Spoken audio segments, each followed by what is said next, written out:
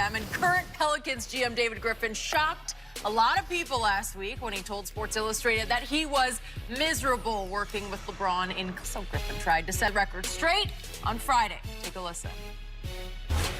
The whole backdrop of that conversation was about the noise around that Cavaliers team and the media portrayal of all of it. The fact that there was so much scrutiny in everything that we did. When I was speaking about being uncomfortable and, quote, being miserable, it was my inability to deal with that media scrutiny. It wasn't the man himself. It was everything that came with a team led by LeBron James. It had nothing to do with being miserable with LeBron. We had and have a very positive relationship. So that was one issue. The other thing that bothered me the most, and frankly, none of this really matters other than the fact that it's inherently wrong. The story was all designed to be about the Pelicans and how our past and how everything we had learned through our failings we were going to apply to how we want to build this Pelicans family.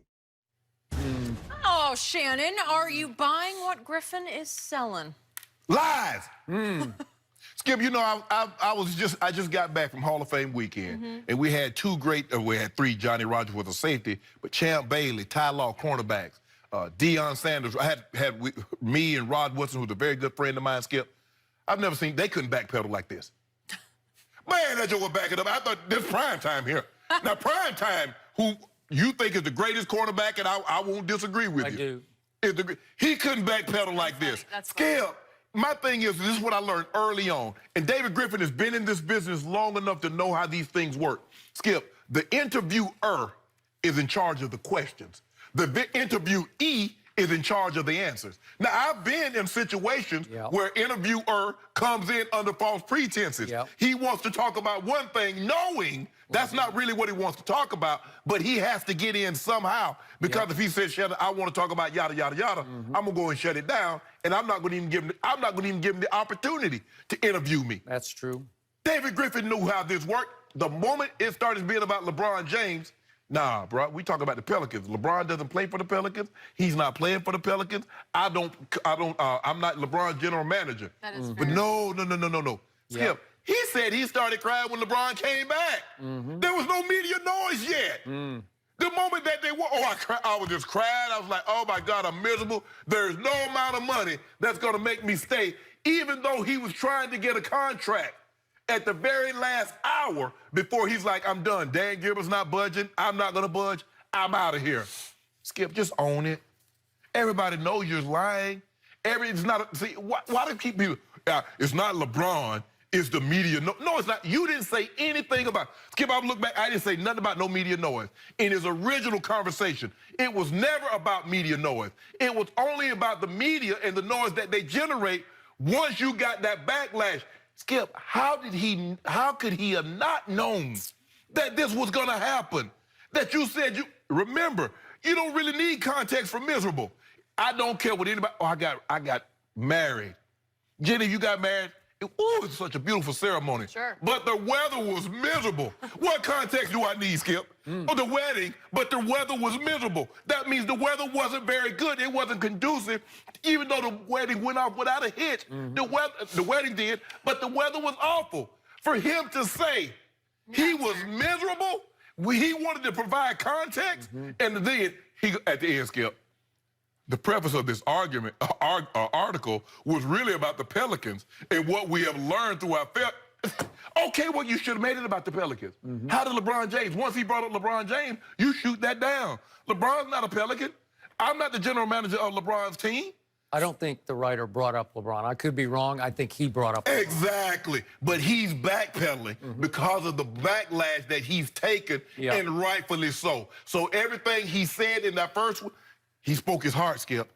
He spoke his heart the first time around, and now he's trying to backpedal. But ain't no way up out of this, bro. You stepped up in it. I am so with you on every point you just made. This whole thing just made me sick. He sold out. He backtracked. He waffled. He got cold feet. He didn't have the stomach to stand up to and behind the quotes that he uttered. Correct.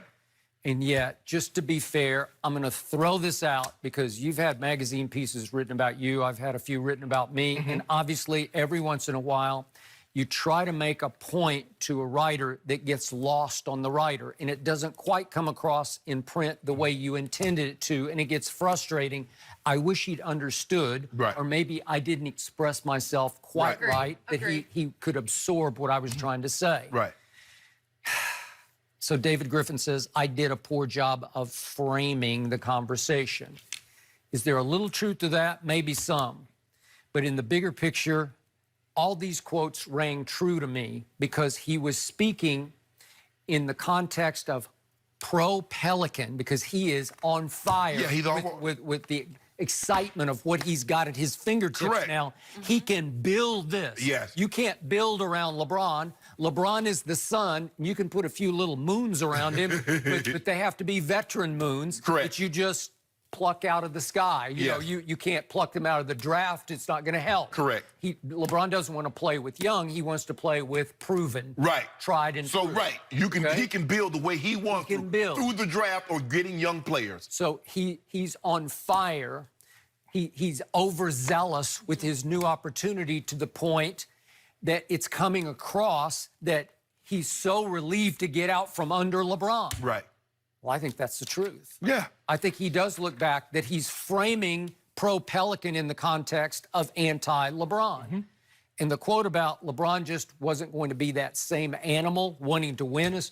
I mean, I don't know how you can not frame that. It either is or it isn't. You brought that up. He didn't ask you. Nope. So did you see anything in it? Did you see once LeBron won the title, did you notice any difference? He brought that up, Skip. If he wanted to say, LeBron does make it hard for you to build a championship because he's signing one-year deals. And when you try to go out and get other veteran players to put around him and you want to put them on 3-4-year deals, they're like, well, what happens if LeBron leaves? So he makes it hard. If he says LeBron makes it hard, signing year-to-year deals for us to go out and get other veteran players to pair with LeBron to put them on multiple-year deals, Skip, I can live with that. But let me ask you a question. This is what I had a hard time, and I was talking to someone. I said, when Michael Jordan won 3 titles and retired, whether he was forced to or not, did anybody think after he won the first one, after he won the second one, after he won the third one and retired, did anybody think he ain't got that dog no more? Oh, he don't want to hunt. Michael Jordan got 3 titles. He the best player. What do you need to do this for? But that's what LeBron gets. He won a title, and now everybody say, well, he happy now. Well, then why didn't he retire? Why didn't he quit? The point was, if you're from that area, how do you dredge it back up again? Because you want to win rings. Like multiple rings. Come on. What are you talking about? Skip, Tom Brady, it was an IG post, and someone had asked Tom, he posted his rings, and they asked him, which one is your favorite? You know what he said, Skip? The next one. That's a good answer. It's a great one. So LeBron James, he wins the title. Granted, they hadn't won a title in 50+ years in the city of Cleveland. And so now he did that. Everything is like, okay, now I'm good now. You see the way LeBron, Skip, he came back and tried to average a triple-double in the NBA Finals. He averaged a triple-double in the NBA Finals, but he wasn't that animal. He wasn't hungry. And then after Kyrie leaves, even after David Griffin is no longer the general manager, for the entirety of the playoffs, LeBron James was 34, 9, and 9. Really? Okay. So the noise that David Griffin was most concerned about was what came out of these quotes about LeBron. That's the noise. Yes, exactly. And it disappointed me. I lost a little respect for David Griffin that he didn't seem to have the stomach to stand behind these quotes. You said it. Yeah. Just let them set. Let them rest, because they do serve as motivation for your young team. Like, I'm way more excited to be here than I was with LeBron. Well, Zion's saying, whoa, here we go. Right. Yeah. But Lonzo's saying, thank you. He didn't frame it. Nobody, Skip, I can assure you that interviewer, and I could be wrong, you've done more interviews than me, but it's hard for me to believe that interviewer asked, did you notice a difference in LeBron after he won that first title in Cleveland? He brought that up on his own. We could be wrong, but I don't think so. I don't think so either, Skip. But like I said, reputation. Yes. You know? Like just for him to say that the quotes were taken out of context, I mean, that is your reputation as a writer. You'd be done if you were lying. You know what you got to do, Skip? Because a lot of times when people feel they've been misquoted or they didn't say certain things, they would say, release the transcript. Release the notes, release the recordings of everything. He didn't say that. He didn't say that because you know why, Skip? Because he's talking freely. He's talking openly. He's talking honestly. And he's like, well, I know well, maybe like you and Rob Parker said, well, maybe he didn't think some of these things were going to be on record. Yep, maybe. But Skip, when I sit down with an interviewer, I'm assuming that everything that unless I tell you, and there are times I'm like, bro, it's not on record now. Yep. Unless I say that, I'm assuming everything that I say is going to be put out there. My advice to you is if you don't know said writer, I wouldn't say anything's off the record. It's either on or not. Right. Right? Or just, first of all, Skip, where did he think this was going to go? You're not talking about Skip, you're not talking about some third-year guy or just some average guy. No. Dude, that's LeBron James. That's LeBron James, and my favorite baloney-filled quote was from David Griffin in this interview that he did Friday. He said, we, as in me and LeBron, had and have a very positive... No, you don't. Nope. Oh, no, you no, very positive. The first point. Had? Yeah, you had. Past tense? That past tense. Had. There is no present tense. There is no current tense. That bridge got burned. Yeah, that napalm. ship sailed. Yeah, and guess what? And they threw some, that's Chernobyl. Yeah. All the earth around it is no longer Scorched. good. Yeah. Oh, boy. Baker Mayfield had the highlight of the weekend. He's having a good time. It had nothing to do with football, just so you know. We will explain it next.